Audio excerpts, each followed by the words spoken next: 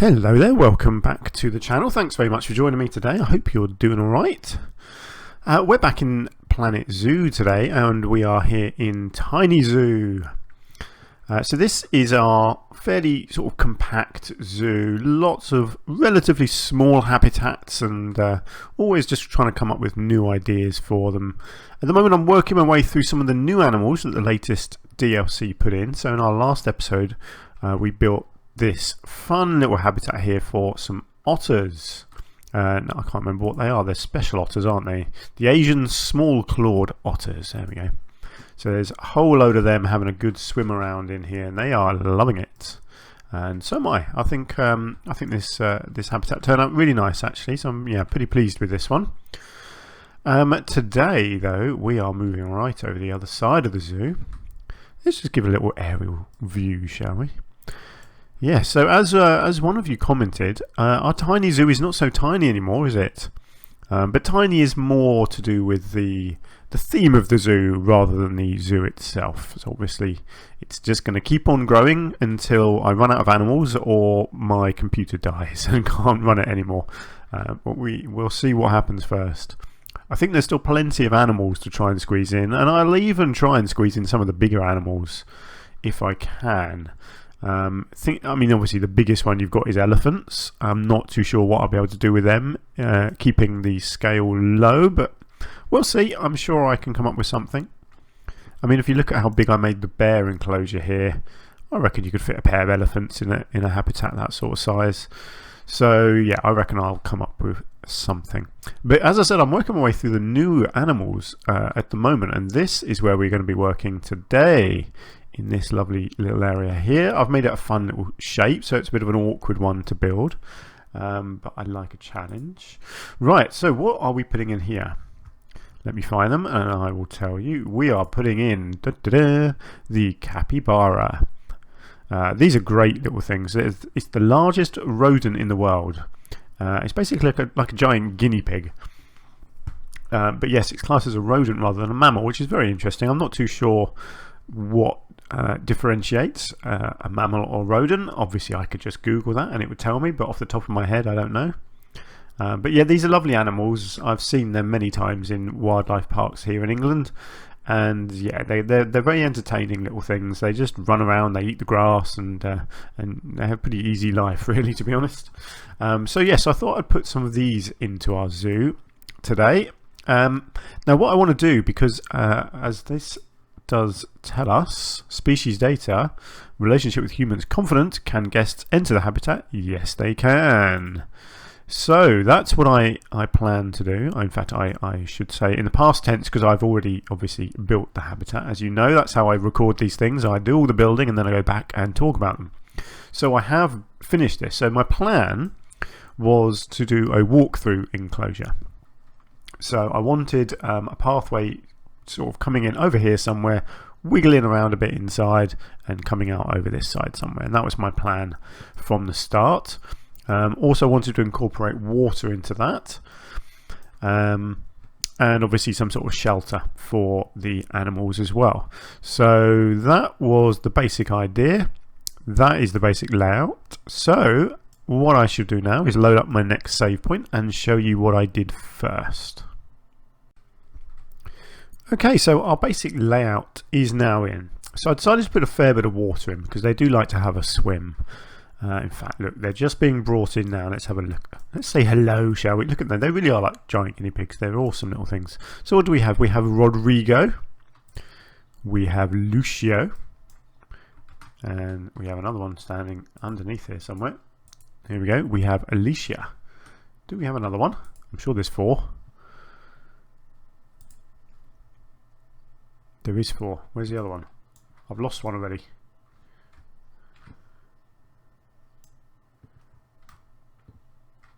Oh, around the back here. Having a lie down behind the shelter. Who have we got? Evita. There we go. So there's our little family of capybara. Oh, time for a scratch. Nice. Yeah, they're great little creatures.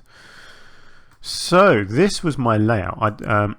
I thought I would challenge myself by putting a bridge over the water here. just to try and keep the whole thing interesting. So the water's quite shallow. They don't need deep water, but they do like to just have a little sort of a paddle in some shallow water. The bridge itself, obviously, is just a basic pathway. The challenge will be obviously putting some sort of edging onto this, because we don't want people falling off the path and drowning. So yes, there will be an edge. It needs to be open at either end, obviously, so the animals can come and go. But yes, the challenge was making the bridge look good. So I've already put in a little shelter here as well. So this is a little custom shelter.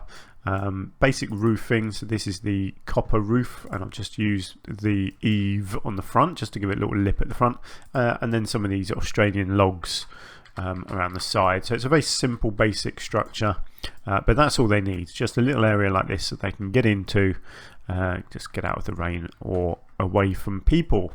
Because over here, yes, they can be seen from the path, but at least the people aren't too close to them if they want to lie in here and get away from it all. And you can see having their little wander through the water there.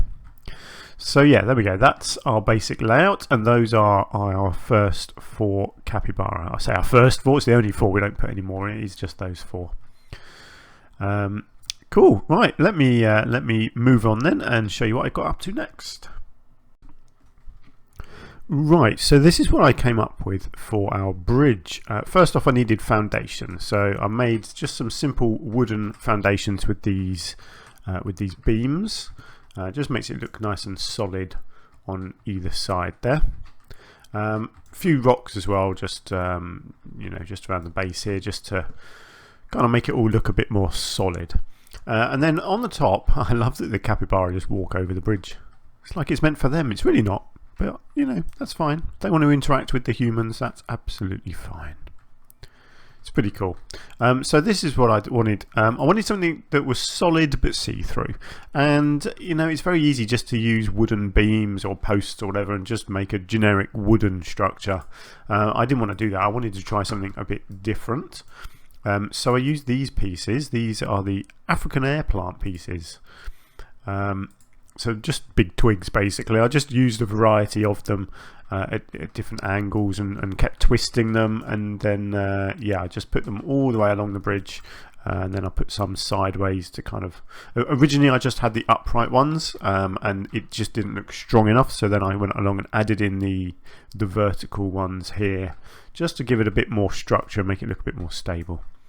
I kind of like it. It's you know, it's not the best thing I've ever created, but it's all right. It's something different, which is, you know, I don't want to just keep doing the same thing. It's very hard to come up with creative ideas in this game. Once you do enough habitats and you're doing custom barriers and custom shelters and whatever all the time, it's really hard to actually come up with new ideas.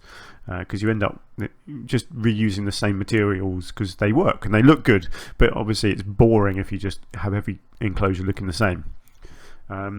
So yeah, that's always the challenge. But there we go. So that's what I've come up with for the bridge anyway. So I'm pretty happy with it. It certainly looks better once the rest of the habitat is done all around it as well. Oh yes, and obviously I needed something to line these paths, but something that wasn't going to stop the animals from walking across. So I had to kind of really sink them into the ground. As you can see, they do actually block the animals, but if you just sink them enough, it does allow them just to walk through in a few places. In fact, this side at the moment, you can see they can't actually get through here. I didn't spot this initially, but I come along later and I shrink these down into the ground a little bit more, and it does just about allow them to walk across. So yeah, it's kind of annoying because clearly those are not very tall and a capybara would just hop over them. So it is quite annoying that the game doesn't recognise simple stuff like that, because there's no way that would actually block one of these animals.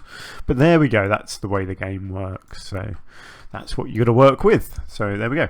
Oh good, you're using the little shelter there. Look at him having a little snooze. Oh, you just want to give him a cuddle, don't you? Now if you didn't have any idea of scale, you would just look at that and go, oh, it's a guinea pig, and then you go, oh no, it's not, it's a bit bigger, because it is. Anyway, I don't know why. I used to keep guinea pigs a lot. I used to have them and breed them, and yeah, you know, I've had hundreds of guinea pigs in my time. Other than pigs, they're probably my favourite animal. Certainly as pets, they're my favourite, and so this really is just a giant one.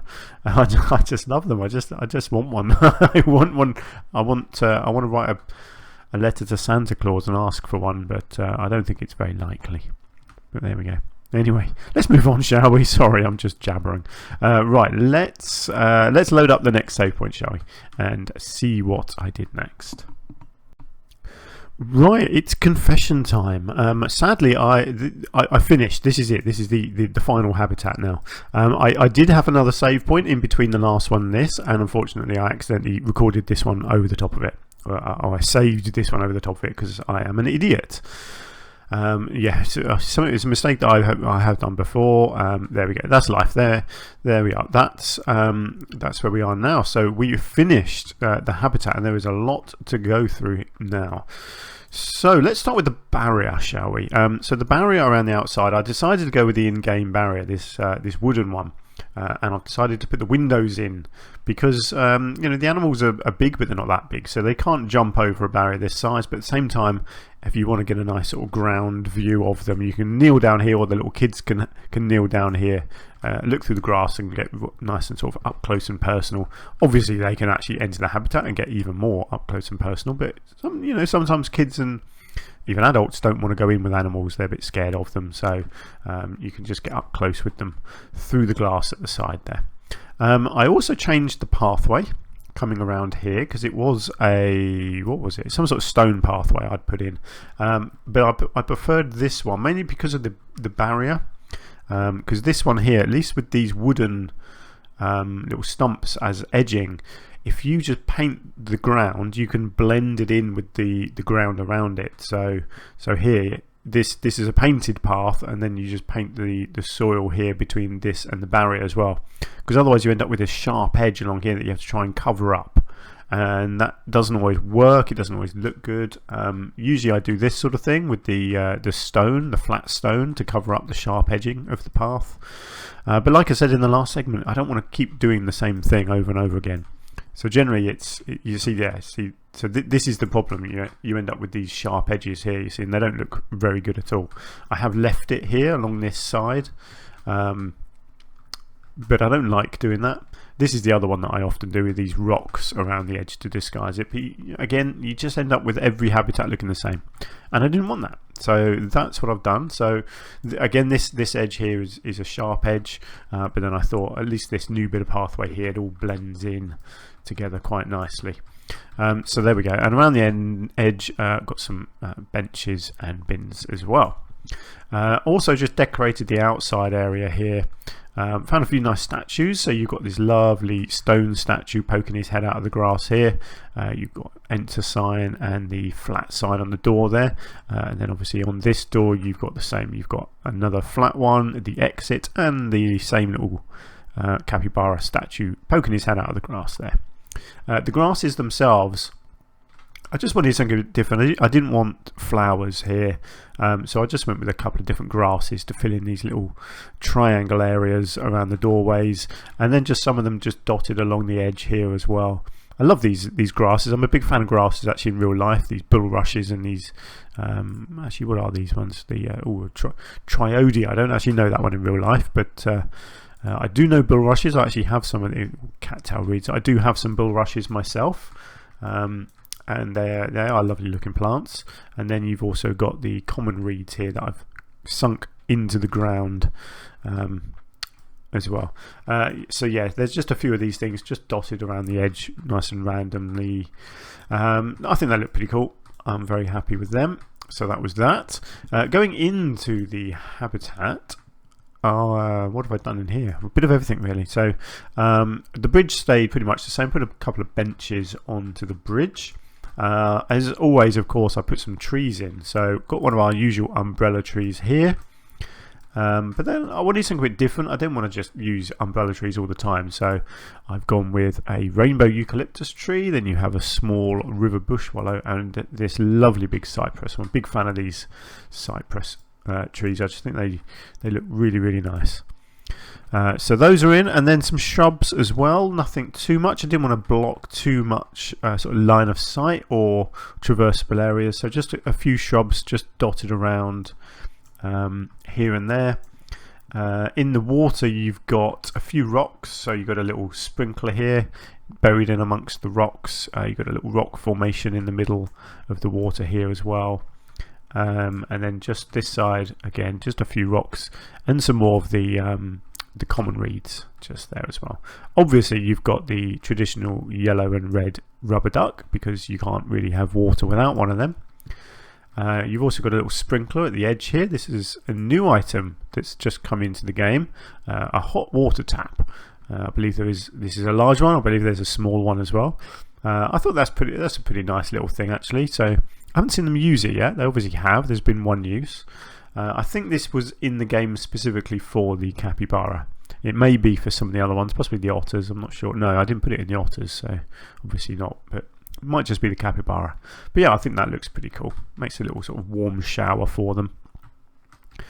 They've also got a ball in here. They have, oh yes, one of these submarines floating around. The water's not really deep enough for it, but they can still use it if they want. Well, they haven't yet, but they can.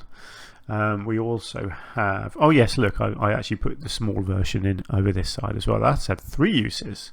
They obviously like their warm water. You've also got a feeding plant screen there. You've got a barrel there. And yeah, another beach ball over here as well. So they've got plenty of little toys to play around with there. And that's pretty much it. Media. Did I put some media somewhere? Or have I forgotten to do media? I have, haven't I? I've forgotten to put media boards up.